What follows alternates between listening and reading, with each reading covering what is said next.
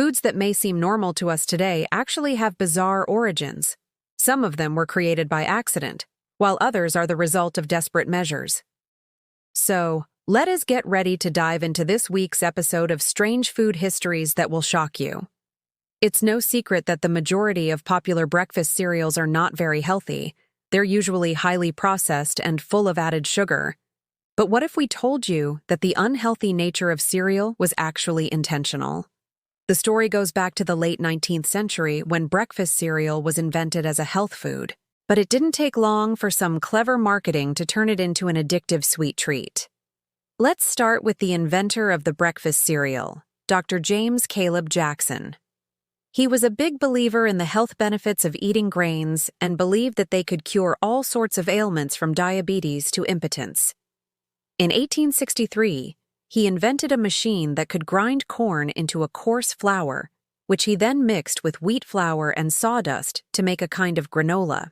He called it granula and sold it as a health food.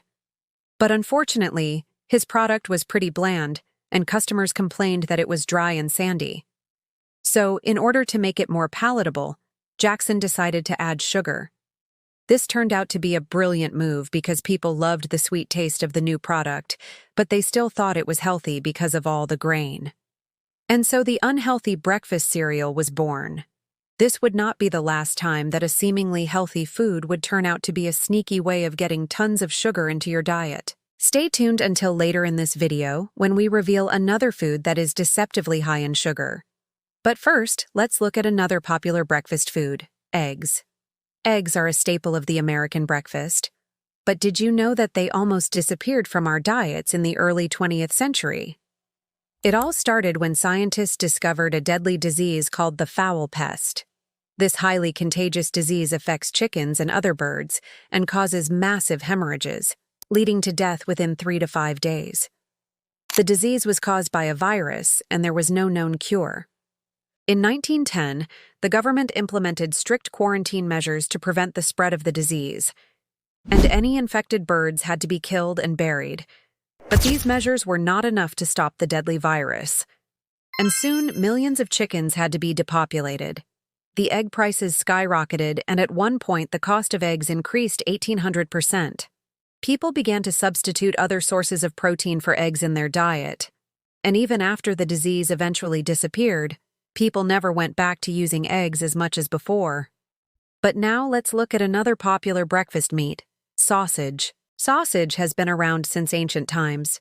But did you know that it almost disappeared in the United States during World War I?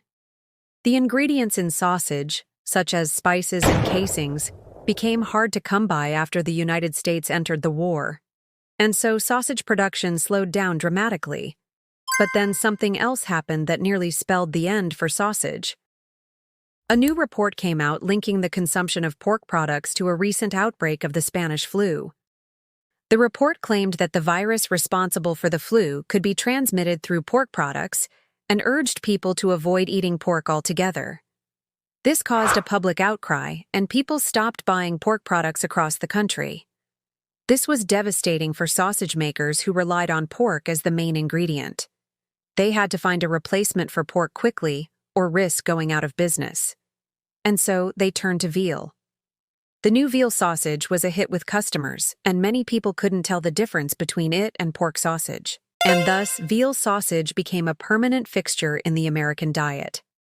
Now let's move on to a popular drink that is often enjoyed with breakfast, coffee. Coffee has been around for centuries, but did you know that it nearly disappeared in the early 20th century? It all started when Brazil, the world's largest producer of coffee, experienced a major crisis. The Brazilian government had implemented a system of forced labor on coffee plantations, and this led to widespread protests and violence.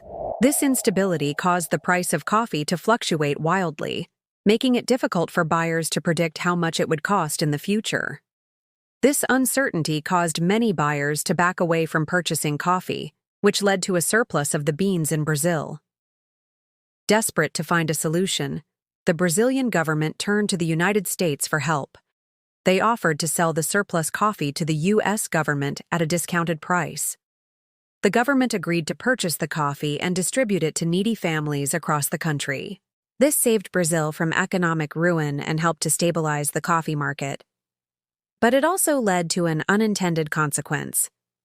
Many Americans who received free coffee started to drink it on a regular basis. This led to a surge in coffee consumption across the country and helped to make it the popular drink that it is today. But now, let's move on to a popular lunch and dinner food, sandwiches. Sandwiches have been around for centuries, but did you know that they nearly disappeared in the 19th century? It all started when the British government implemented a ban on the use of white bread. The government believed that white bread was a luxury good that only the rich could afford, and that it was contributing to the growing gap between the rich and the poor. The ban on white bread caused the price of flour to skyrocket, which made it difficult for sandwich makers to produce their products. On top of that, a new invention was threatening the very existence of the sandwich. It was called the bread slicer. This machine sliced bread into thin pieces, which could then be used to make more complex sandwiches. The government saw this as a threat to the traditional way of making sandwiches and banned the use of the bread slicer. This caused many sandwich makers to go out of business. But a few sandwich enthusiasts refused to give up. They experimented with different ways of making sandwiches without using a bread slicer. Eventually, they developed a new method of making sandwiches that did not require the use of a bread slicer. This allowed sandwiches to make a comeback, and they eventually became the popular food that they are today. Now let's move on to a popular snack food, popcorn. Popcorn has been around for centuries, but did you know that it nearly disappeared in the 20th century? It all started when the Great Depression hit and people's incomes dropped dramatically. As a result, people stopped buying popcorn, and the farmers who grew the corn used to make popcorn had to find a new crop to grow. But when World War II came around, soldiers began to eat large amounts of popcorn while stationed overseas. This led to a renewed interest in the snack food, and popcorn began to make a comeback. However, another disaster nearly struck the popcorn industry in the 1940s. The government implemented a ban on the use of corn oil in order to conserve the supply of corn for the war effort. This meant that popcorn could no longer be popped in oil, and the industry had to find a new way to pop the kernels. Eventually, they developed a machine that could pop popcorn without using oil. This allowed the popcorn industry to continue to thrive, and popcorn eventually became the popular snack that it is today. But now let's move on to a popular dessert, ice cream. Ice cream has been around for centuries, but did you know that it nearly disappeared in the early 20th century? It all started when a new technology threatened to replace ice cream makers. It was called the continuous freezer. This machine could produce large quantities of ice cream quickly and efficiently, which meant that ice cream makers would soon become obsolete. The inventors of the continuous freezer saw this as an opportunity to make a lot of money. They patented the machine and began to charge a high price for it.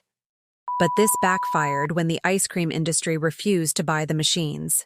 The ice cream industry was already producing enough ice cream to meet demand, and they saw no need to invest in expensive new technology. This caused the inventors of the continuous freezer to lose a lot of money, and they were forced to abandon the project. Without the threat of the continuous freezer, ice cream makers were able to continue to operate, and ice cream eventually became the popular dessert that it is today. Well, folks, that's all the time we have for today's episode of Strange Food Histories that will shock you. Did you learn something new, or maybe you just got a new appreciation for your favorite foods? Either way, we're glad you joined us for this journey through the weird and wacky world of food history. If you liked this video, don't forget to give it a thumbs up and subscribe for more content like this. And hey, why not share it with your friends and family so they can learn about the crazy histories of their favorite foods too? Thanks for watching. See you next time.